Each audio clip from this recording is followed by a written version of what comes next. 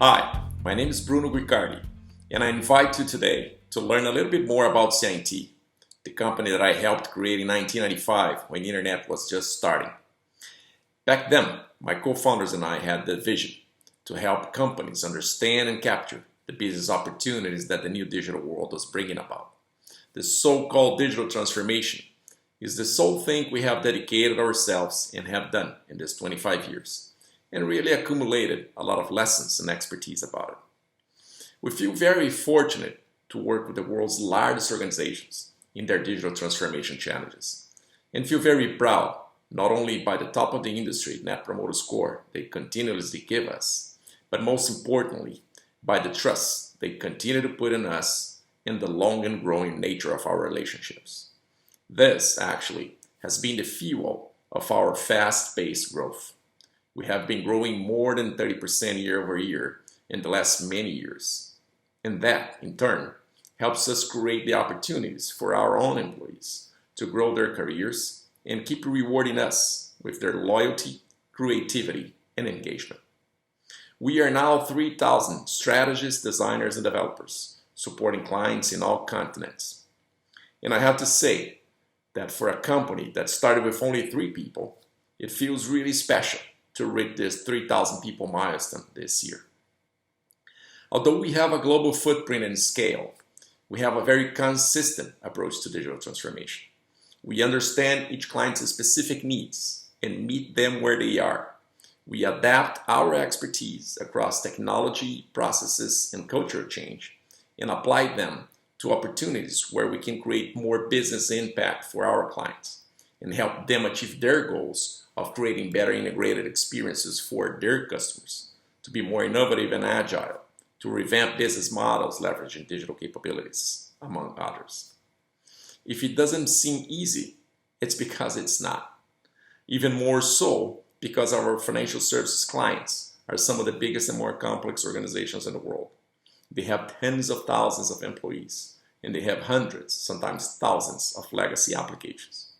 Their scale makes it very hard to work in an agile, customer-centric way, and also to shift to a more modern technology infrastructure. The challenge is very hard, and I feel very few companies in the world have the breadth and the depth to tackle it. We have been doing only this for more than 25 years, and feel very confident we are among the very few that can do it.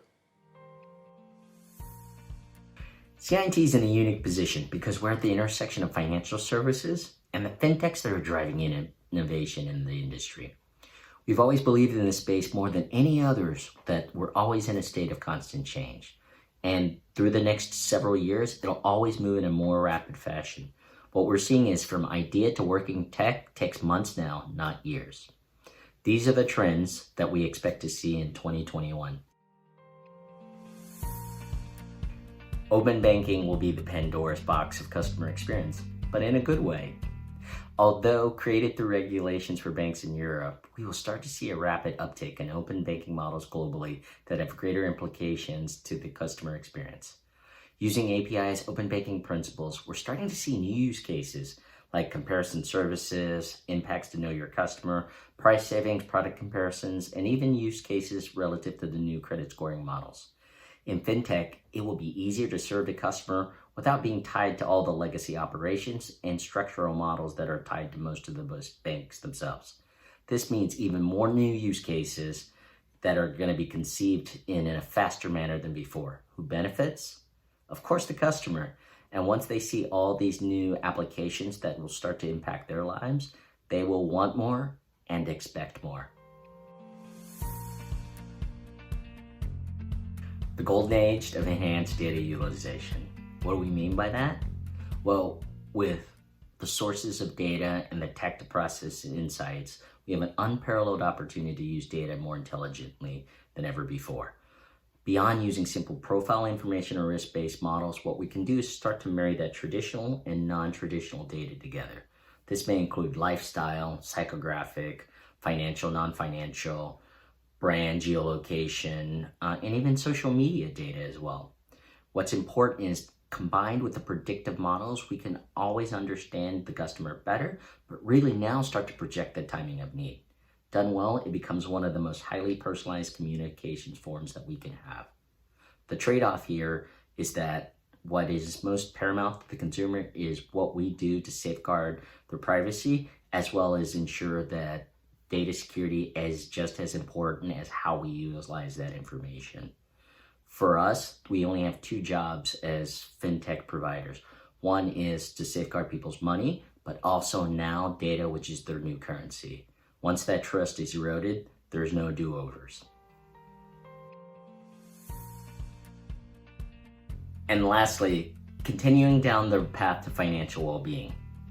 Defined as the financial situation and money choices provided with security and freedom of choice. This isn't necessarily a new idea.